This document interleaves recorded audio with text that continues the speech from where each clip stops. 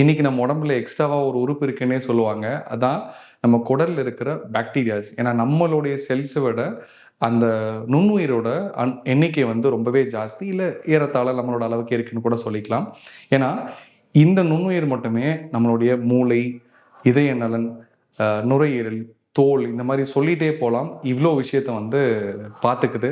அதோட எதிர்ப்பு சக்தி ஆகட்டும், அதுக்கு தேவைப்படுற ஹார்மோன்ஸ் ஆகட்டும், இத்தனை விஷயத்த வந்து பண்ணி கொடுத்துட்ருக்கு. இந்த குடலோட ஆரோக்கியம் வந்து நமக்கு ரொம்ப ரொம்ப ரொம்ப முக்கியம்.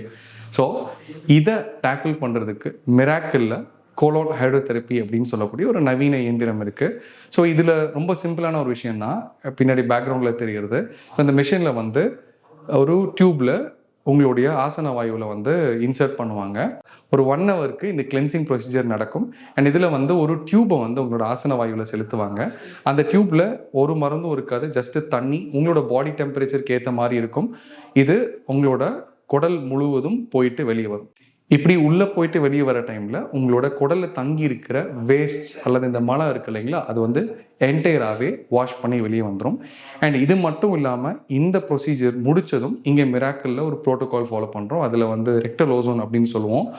அதே ஆசன வாயுவில் வந்து இந்த ஓசோன் அதை வந்து அந்த வாயு வந்து இன்சர்ட் பண்ணோம். அதை முடித்து லிவர் ஃப்ளஷ்னு சொல்லுவோம். ஸோ காஃபி இனிமான்னு சொல்லுவோம் இல்லைங்க, அதுவும் வந்து நம்ம இன்சர்ட் பண்ணி கிளென்ஸ் பண்ணோம். இதை முடிச்சுட்டு இவ்வளோ நேரம் நான் சொன்னேன் இல்லைங்களா, அந்த நுண்ணுயிர் எவ்வளோ முக்கியம்னு சொல்லி அதை வளர்க்குறதுக்காக நம்ம ரெட்டென்ஷன் எனிமான்னு ஒரு விஷயத்த பண்ணோம். இதில் வந்து இந்த நுண்ணுயிர் அதிகமாக இருக்கக்கூடிய ஒரு ப்ரோபயோட்டிக்கை நம்மளுடைய ஆசன வாயு மூலியமாக அந்த மலக்குடலுக்கு செலுத்துவாங்க. ஸோ இந்த என்டையர் ப்ரொசீஜரோட மெயின் எய்ம் பார்த்தீங்கன்னா நம்மளுடைய கட் ஹெல்த் வந்து பெஸ்ட் ஃபார்மில் இருக்கணும்னு சொல்லிட்டு. இந்த கட் ஹெல்த் வந்து சிம்பிளான ஒரு மைக்ரேன் ஹெட்டேக்கில் ஸ்டார்ட் ஆகி இன்னைக்கு வந்து ஒரு ஹார்ட் டிசீஸ் வரைக்கும் லிங்க் ஆயிருக்குன்னா நம்ப முடியுதா? ஸோ அவ்வளோ முக்கியமான ஒரு உடல் உறுப்பு வந்து நிச்சயமாக நம்ம கவனம் செலுத்தி சுத்தப்படுத்துறது ரொம்பவே முக்கியம்.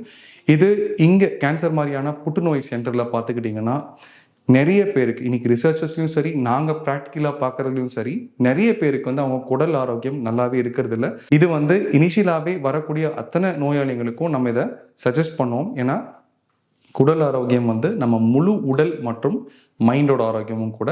ஸோ உங்களோட குடல் ஆரோக்கியம் எவ்வளோ முக்கியம்னு தெரிஞ்சுக்கிட்டீங்க. நீங்களும் அதை நிச்சயமாக கவனிப்பீங்க நம்புகிறேன். தேங்க்யூ.